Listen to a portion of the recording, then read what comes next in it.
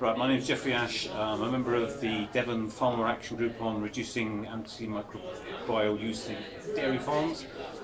We meet on a 6-weekly basis on individual farms. We go to each individual farm in turn.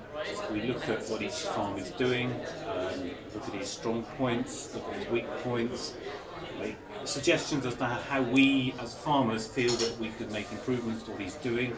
At the end of each meeting we make an action list of things that we feel he could do to improve the situation and would be useful and that he could possibly do in conjunction with himself, because he might look at it and say, I can't do that, but things that are achievable.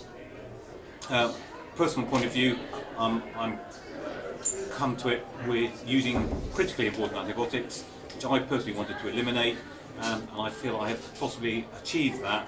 And what I've achieved through the group has been having the confidence to change from the drugs that I was using to drugs that, as an alternative, that I feel may well do the job.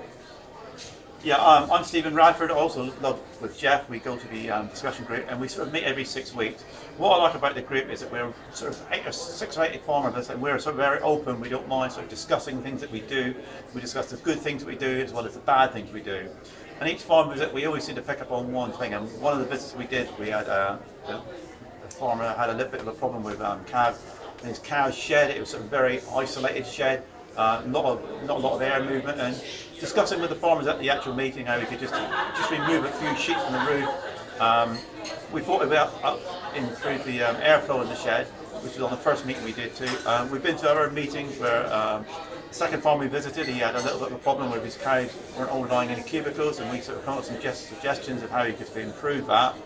When we then come to the next meeting, we sort of hear those two farmers sort of, they put into practice what we suggested sometimes. Probably if it doesn't cost very much money, they're really keen to do it, and we sort of implement it. And also we pick up good things that the other farmers are already doing that we can bring back onto our farm. And on the ventilation, I think definitely improve the ventilation on the one farm, and we find it that way without experts that may be telling us what to do. The farmers themselves have got a wealth of knowledge, and it's those farmers meeting together as a group that can then exchange knowledge with one another, and it really does help us going forward in reducing antibiotics. It's obviously a healthy, wealthy cow is a cow that needs less antibiotics, and less antibiotics is usually a cow that we can go forward, a cow that we want to use in the future. Sometimes you even pick up things you don't know that you've got a problem. You look at things and you think, that's better than what I'm doing now. That will make things better, even though you don't realise you've got a problem. You can just look at things and think, yeah, that's a better way of doing things. It's just other people's ideas, what works, and also sometimes what doesn't work. You know that without you having to try something, you know that somebody else has tried it, so no, that doesn't work. And also what I like about it, we're not all, Jeff and I are sort of like higher yielding, probably more intensive farmers, but we also got like organic farmers, we've got extended graders farmers. I think we can all learn a lot from one another. I don't you need the second thing, isolate into little groups and sort of talking to each other about the problems we've got, and things that we've done that sort of benefited the farm, and things that we've done that definitely does not benefit the farm, and sort of share ideas with each other. And it's a really good way of communicating, and we think it's probably going to go on for 2 years, and I think there's a lot that we can learn in the next 2 years together on doing the actual group that we're doing at the moment. Great. You also learned something from the Dutch dairy farmers, isn't it? We did. We had a visit to Holland back in October, where we sort of visited 3 farms as well as the dairy compass, which we're all very envious of. But on the actual farms that we visited, we went to one farm where we did a very short dry cow period. I've now brought that back. We sort of talked a little bit about the ideas of it, and now some of the higher yielding cows that we're drying off at sort of 35 to 40 days with just a teat sealant, and we're sort of going to monitor those cows as they go through. We put them into the close-up group right away, so obviously the dietary factors, we're hoping that we're going to limit the change in dietary factors. Hopefully that cow will come into next lactation, ready and raring to go in a healthy and a good environmental way to go again. Okay.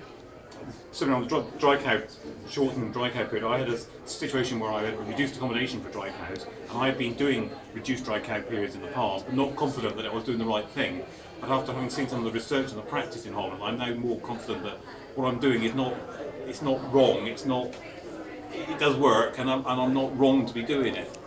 And the actual reducing antibiotic usage, it was nice to know that there is a protocol for doing it, which you are already using in Holland, and it's not something to be afraid of. It's something that it's likely to come, and you know, it's something that you can work with, and it's not going to cause a real problem, because you've shown that there hasn't been increased culling because of reduced antibiotic usage, so that it's not necessarily you know, the end of the world just because you can't use this batch of antibiotics, just because it appears like you're going backwards from the more modern drugs. It isn't necessarily a bad thing.